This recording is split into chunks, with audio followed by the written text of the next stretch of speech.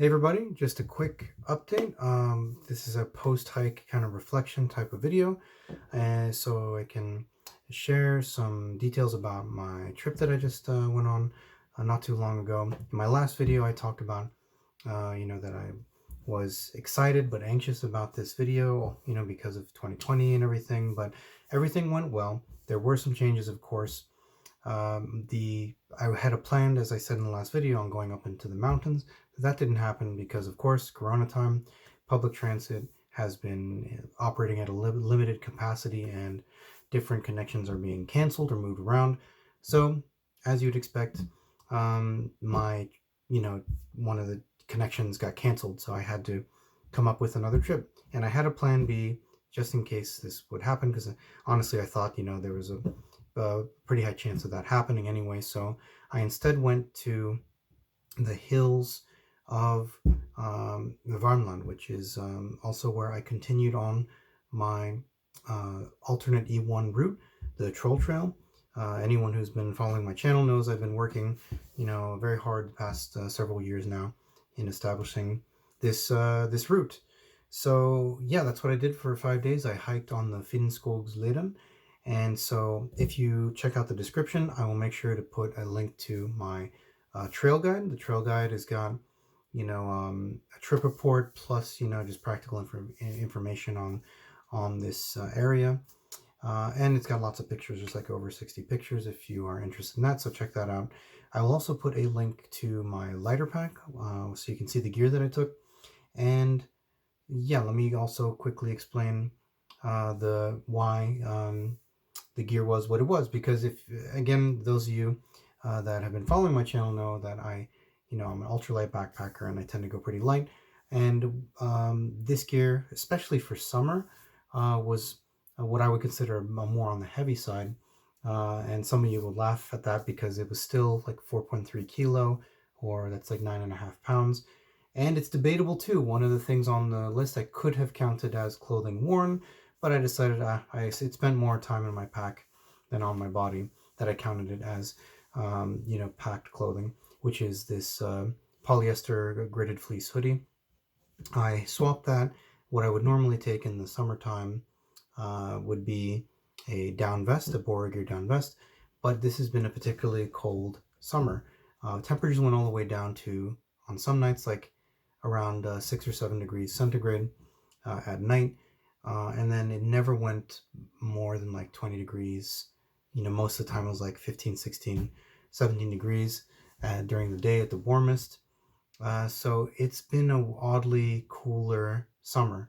So I took my 3-season quilt, and I took this other layer just to to be warmer, more comfortable. And this is an odd situation in that because I have a lighter yet warmer layer, my Enlightened Equipment Torrid jacket, that weighs slightly less than this hoodie.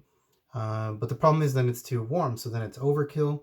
So I was willing to have a bit of a weight penalty to have a slightly less warm and more breathable and also less bulky layer. So that's why my gear list is kind of strange for the summer. I have a warm quilt, a 3-season quilt, though I did save weight with a sleeping pad. I took a lighter pad than I took like a summer inflatable pad. It's a non-insulated pad. That worked out fine. In fact, it worked out quite well. And what I did too to supplement on those colder nights was I put my sleeping pad, which you can see back there actually. I haven't, normally that space there, that shelf is like the gear I'm currently, planning on using, but I haven't put that away yet. It's kind of a mess in my office. Yeah, but that sit pad is slightly warmer. It's the Thermarest sit pad, which is like 2.2 R value, and that worked out great. I slept, toasty, warm every night, even when I slept right next to this big lake. And I decided, you know what, I don't care if it's in the cold sink. I'm gonna sleep next to I rarely do this, but I said I'm gonna sleep next to this big lake because it was such a nice view. And I was prepared. I knew I have my warm quilt and everything. It's not going to get past freezing at night, so I'll be all right. So yeah, that's why my trip was different. So if you I just wanted to give some context. See, this video is kind of a complement to those two links down there. Now you know about, why the gear is a bit heavier, and also you know why the conditions are different, because in the last video I said I was going to the mountains. Didn't happen, but it still was a great trip. Yes, and one last thing about the gear is the shelter. I have been itching to try out the Mountain Laurel Designs Duomid for a while. This is its first kind of trip where I took it out. The reason why I got it is to use in above tree line situations, where, because I'm normally a big fan of a tarp as shelter paired with a bivy or with a net tent. But I'm glad I brought it on this trip. Not only did I get a chance to kind of put it through its paces, but also this area, while not mountainous, not above tree line, there are plenty of hills, and it was quite rocky. It was quite rough and rocky, and so there were not as many convenient spots for a tarp. Not as much as more lower level forests that I'm more used to here where I live, but it worked out very well.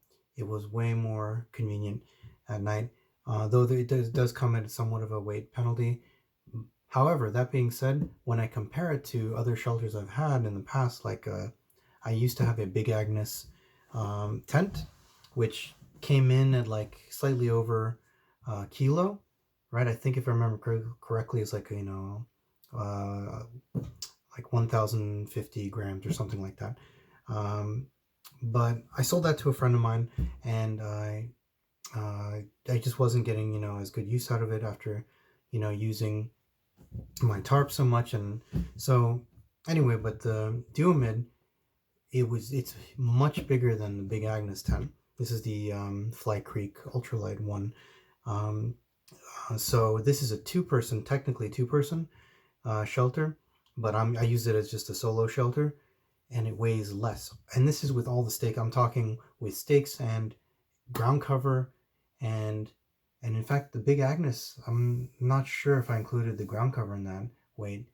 But anyway, the point is that the Duomid weighs less than that that tent, and it weighs less than a lot of other options when it comes to a double wall tent.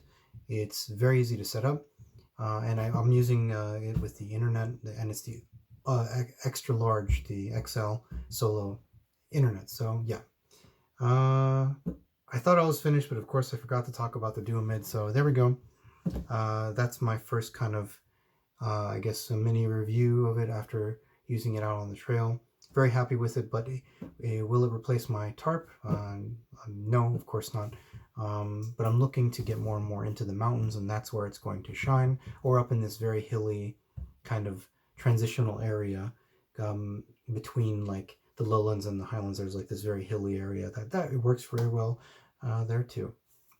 Okay, but I'll keep this a little shorter and sweeter this time. Check out the links. Feel free to ask questions in the comments below. And I have no idea when I'm going to be backpacking next. We'll see. But yeah, I hope you guys are out there staying safe. And if you are going on trips, do be careful and take precautions and all that. But yeah, happy trails to you, and goodbye.